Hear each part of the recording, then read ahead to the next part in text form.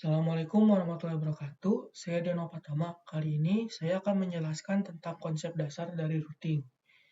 Nah, sebelum ke konsep dasar dari routing, kita perlu memahami network fundamental, pengetahuan dasar tentang jaringan, TCP/IP, protokol komunikasi dasar dalam jaringan, IP address, alamat unik yang diberikan pada setiap perangkat jaringan, topologi jaringan, pemahaman dasar bagaimana perangkat terhubung satu sama lain, OSI layer atau OSI model, khususnya layer 3 tempat routing beroperasi.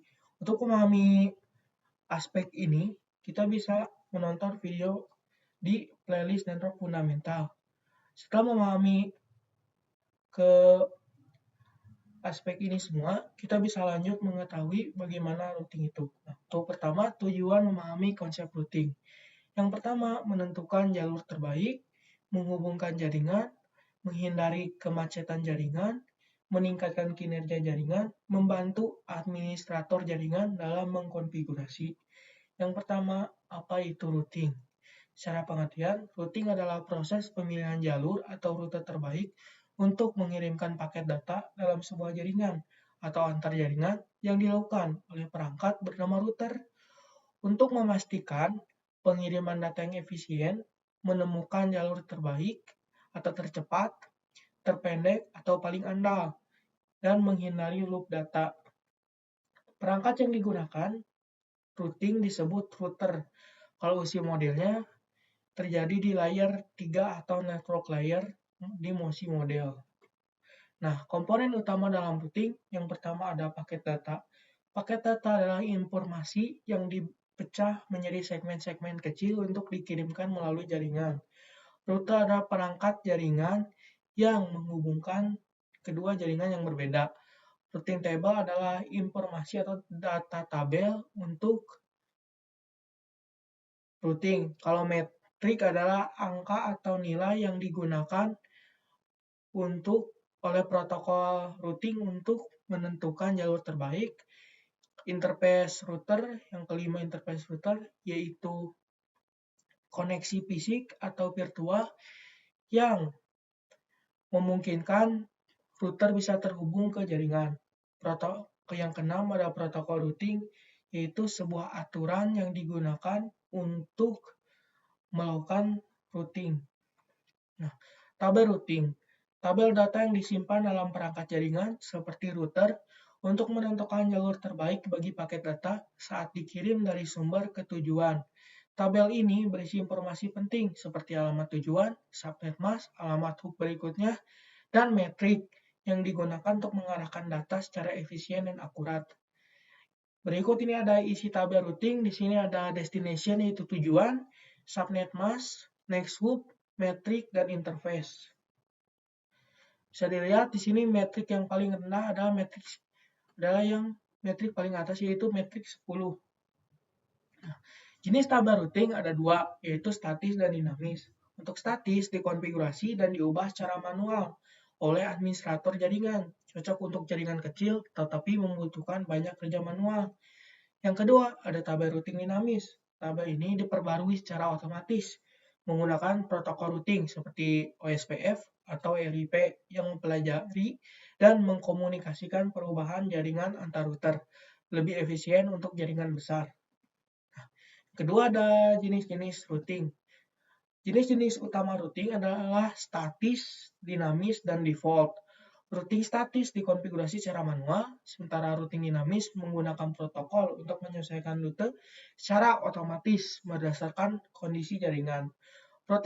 Routing default adalah rute spesifik untuk paket yang tidak memiliki tujuan tertentu. Nah, kita bahas routing statis. Secara definisi, metode dikonfigurasi router yang memasukkan rute secara manual oleh administrator jaringan ke dalam tabel routing, sehingga administrator harus mengubahnya secara manual jika ada perubahan topologi jaringan. Kelebihannya, kontrol penuh, keamanan dan stabilitas, dan sumber daya ringan. Kekurangan, memakan banyak waktu dan tidak fleksibel, karena administrator harus mengubahnya secara manual jika ada perubahan topologi jaringan atau ada jaringan yang putus. Cara kerjanya, administrator jaringan harus secara manual memasukkan setiap entry ke dalam tabel routing. Setiap paket tiba di router mencocokkan dan menentukan jalur. Router meneruskan data ke rute yang telah ditentukan. Ini adalah contoh dari routing statis, di mana routing Hoboken harus dikonfigurasi sehingga dapat mencapai jaringan 172.16.10 dan jaringan 172.16.50. Kedua jaringan memiliki subnet-pasnya 255.255.255.0. Paket yang tujuannya jaringan ke 172.16.1.0 harus dirutekan ke Sterling, dan paket yang ditujuan ke jaringan 172.16.50 harus dirutakan ke Y-cross. Dalam hal ini, routing statis bisa digunakan. Kedua routing statis tersebut akan dikonfigurasi menggunakan interface lokal sebagai gateway ke jaringan yang dituju seperti di gambar. Sini ada Sterling, Hoboken, dan Y-cross. Hoboken memiliki IP 172.16.3.1, sementara Sterling 172.16.1.1, Y-cross 172.16.5.1, sehingga Hoboken dikonfigurasi sehingga dapat mencapai jaringan 172.16.10. Kita lanjut. Yang kedua ada routing dinamis. Secara definisi, metode di mana router secara otomatis membuat dan memperbarui tabel routingnya dengan bertukar informasi melalui protokol routing seperti RIP, OSPF, atau BGP. Kelebihannya, penyesuaian otomatis, efisien, lebih sedikit pekerjaan admin, fleksibilitas, skalabilitas. Kekurangannya, penggunaan sumber daya yang tinggi, konfigurasi dan pengelolaan yang kompleks, potensi kerentanan yang keamanan. Cara kerjanya, router menggunakan protokol routing untuk berkomunikasi satu sama lain, bertukar informasi tentang jaringan yang terhubung. Router membuat dan memperbarui tabel routing berdasarkan informasi yang diterima. Jika terjadi perubahan seperti link yang putus atau ada jaringan baru pada jaringan, router akan menyebarkan informasi perubahan tersebut ke router lain.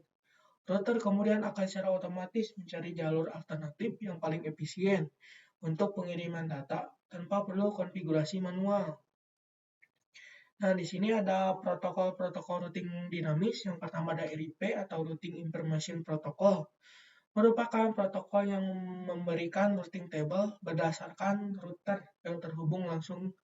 Lalu router selanjutnya akan memberikan informasi ke router berikutnya yang terhubung langsung dengan router tersebut. Router terbagi menjadi dua, atau RIP terbagi menjadi dua, yaitu RIP versi 1 dan RIP versi 2. RIP versi 1 hanya mendukung routing classful dan tidak mendukung VLSM. Untuk routing RIP versi 2 mendukung adanya routing classful dan classless. Info subnet dimasukkan dalam data perbaikan routing, mendukung VLSM. Kelebihan RIP adalah memiliki timer untuk tahu kapan router harus kembali memberikan informasi, mengatur routing menggunakan RIP, tidak rumit, dan memberikan hasil yang cukup diterima jika jarang terjadi kegagalan link jaringan. Yang kedua ada IGRP atau Interior Gateway Routing Protocol.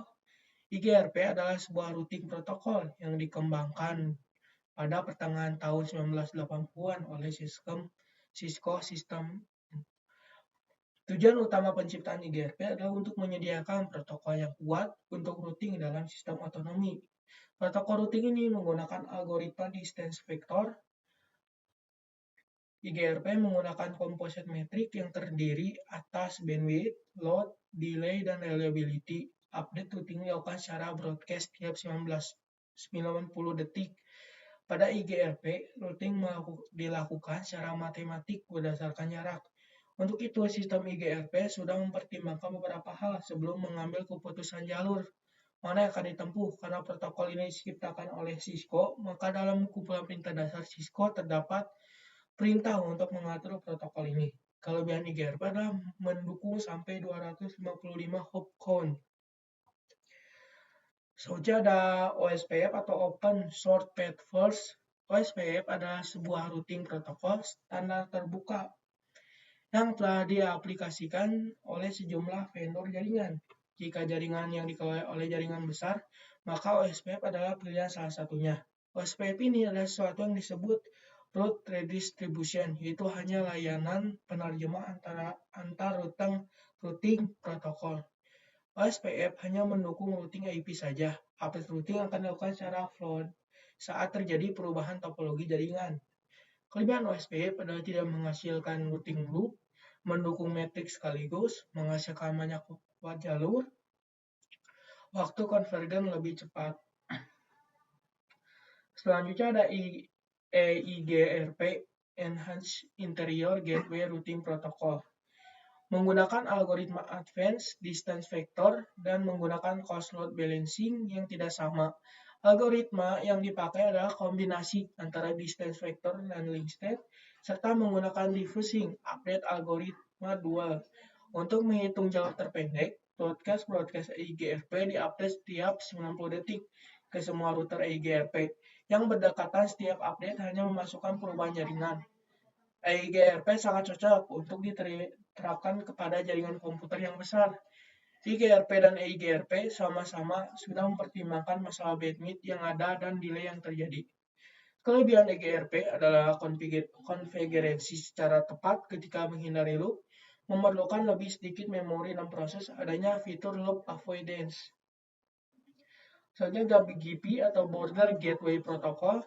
Sebagai routing protokol, BGP memiliki kemampuan untuk melakukan pengumpulan rute, pertukaran rute, dan menentukan rute terbaik untuk menuju ke sebuah lokasi dalam sebuah jaringan. Yang membedakan BGP dengan routing protokol lain adalah BGP termasuk ke dalam kategori routing protokol jenis exterior gateway. BGP merupakan Distance Vector Exterior Gateway Protocol yang bekerja secara cerdas untuk merawat path ke jaringan lainnya. Kelebihannya sangat sederhana dalam proses instalasi. Yang ketiga ada cara kerja routing. Pertama, pengiriman paket data. Perangkat pengirim memecah data menjadi paket-paket kecil dan menambahkan dengan alamat IP. Paket diterima router, saat paket tiba di router membaca alamat IP tujuan yang ada di header paket tersebut. Yang ketiga ada pencarian jalur. Router memeriksa tabel routing untuk menemukan jalur atau next hop terbaik untuk paket berikutnya. Penerusan paket. Berdasarkan informasi dari tabel routing, router meneruskan paket ke router berikutnya di jalur yang telah ditentukan. Nah, yang kelima ada proses berulang. Proses ini berulang di setiap router sehingga paket data sampai ke tujuan akhir di jaringan. Jadi proses yang paket pencarian jalur ini diulang lagi sampai pengiriman langsung. Jika alamat tujuan berada di jaringan lokal yang sama dengan perangkat pengirim, paket akan langsung dikirim tanpa melalui router lain. Nah, yang keempat adalah konsep routing. Di sini ada sebuah ilustrasi, ada router di sebuah jalan. Nah, konsepnya itu router sebagai petugas navigasi jaringan, paket data yang dikirim source ke kota B, destination. Tabel routing adalah daftar tujuan atau jalur terbaik. Di sini, jika kita mengirim data dari kota A ke kota B, maka kita akan melewati router sebagai petugas jaringan. Router akan membaca tabel data dan menentukan jalur terbaik kemana untuk destinasi ini. Misal destinasi di jalan ke sini ini lebih cepat dibanding jalan ke kanan, maka router akan otomatis mengarahkan paket data melewati jalan yang lurus ini. Nah, di sini router kedua atau next hop-nya akan membaca tabel data lagi. Nah, di sini